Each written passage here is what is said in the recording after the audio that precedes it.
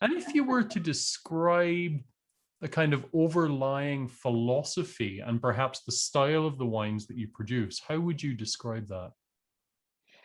Our aim is to make wines people really love to drink, and which in the best case touches people emotional, because this is what we experienced with biodynamic wines from our top producers, that we got touched by soul and heart, and I think this is the best thing you can get enjoying wine.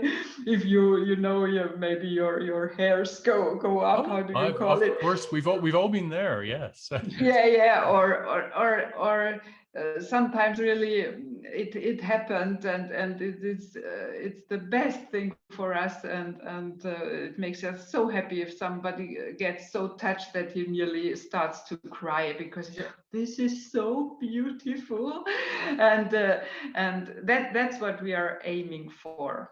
And of course, biodynamic is our tool to bring all the terroir and to bring the spiritual things, to bring more energies, not only energies from our earth, but also the cosmic energies. And I think this makes what makes a wine emotional.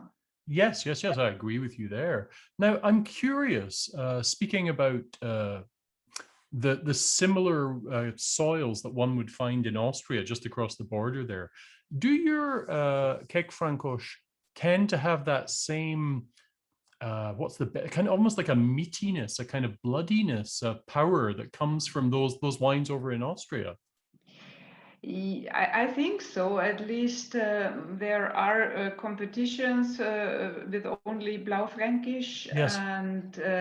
and our wines they are doing very well. So we normally we land up with the most known growers from Burgenland. So Oh, I think even if I would taste it blind, I'm not sure whether I could figure out Villány and Burgenland. I'm not well, sure. yeah. I mean that's just a human border there, right? A political That's it. border, shall we say. That's it. Um, yeah, you've got me absolutely desperate to taste your wines now, so I can't wait till they arrive over here. Now, it would be most remiss of me not to ask you how you are surviving this ongoing pandemic. How has COVID-19 impacted operations for you both professionally and personally? And we're talking about over the last 18, 19 months now. Yeah. What is important to know, Hungary is not a big country, and we have, in fact, only one big city, which is Budapest. And our wines went to Budapest, to the high-end gastronomy there. And of course, when this were closed, we lost this market totally, and it has not come back until That, today. that has been the case with boutique wineries the world over because their main uh, access to market was through those white tablecloth restaurants. So it's been very Yes. difficult for a lot of the smaller niche wineries for sure.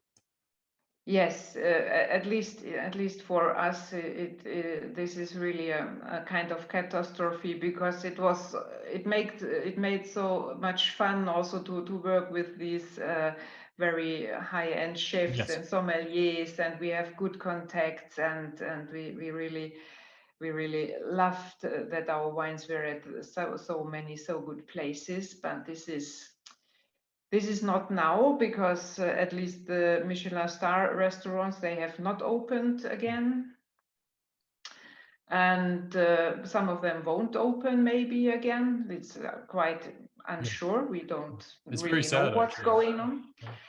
And okay, the other restaurants are open now, but Hungary is still not really open for tourists. And without tourists, Budapest is also dead, because Yes, I can imagine. Yeah. because Hungary is also a quite poor country. The only money which is in the country is in Budapest, and these people, when they go for a holiday, they don't stay in Budapest. they go to Balaton, Lake Balaton, Yes, which is of course a world famous, very, very beautiful region. So now the restaurants around Lake Balaton are booming, and there are also coming new restaurants there. And we are cooperating with a young sommelier called Maria Antoinette Krapp, and she is now trying to get us into these new markets. Interesting. Well, in speaking with many smaller wineries from around the world, although financially it has been very, very difficult for them, they've been trying to find silver linings in the pandemic. And for them, one thing that many of them have said is we now have been able to hold back. Well, we've not been able to sell wines, but therefore the wines have evolved in bottle to the degree that we think they're now more ready to drink than they once would have been, I guess. Okay, we always waited long enough.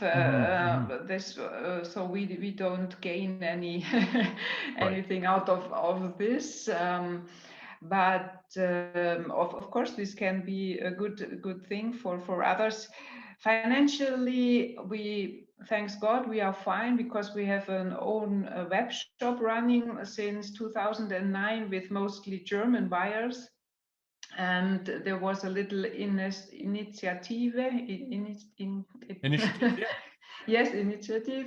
from some Central Europe winemakers. They called it Drinking Against Sinking. And they made a logo and everything, and it was in social media, and we joined this movement, and I sent out a newsletter to our German buyers. So if you want to drink Wassmann wine in future, then you have to buy now. Right, I hear you. And it works. And they took it really serious, much more serious than I thought. And really, they are really so nice. Most of them we know personally. Most of them have been here already, and it's really touching our hearts how they are supporting us through this crisis. Okay, that's good to hear. Now, Germany is obviously a major market for you, but where else do your wines go? They go to Czechia, Slovakia, they go to Romania, they go to Canada. They are already there because you said you can't wait to get them there. Yes, I'll have to get onto Anne Popov and get some to taste. Yes, they are in LCBO. And they go to England, they go to Sweden, to Finland. Oh, okay, I'm impressed. Italy, yes, Croatia. all over. A little bit. Yeah, not big amounts, not really big amounts. Yeah, okay, once to Finland went a big amount. Once we won the tender, or the first tender in Finland for natural wine, we won with our Merlot 15. Oh, superb. Yeah. Well, what I'll do is I'll try to get a hold of some of your wine, and perhaps in the future we can do a little virtual tasting together, because I always find that so useful to taste with the people who actually crafted the wine. But we'll make sure it's on a fruit or a flower day. Yeah. Oh, I'm serious. That's something I take very seriously. We are not so strong. Great. I don't even bother opening a bottle of wine now on a root or a leaf day, because I just don't like the taste of it. And that's without looking at without making a reference to it, without checking.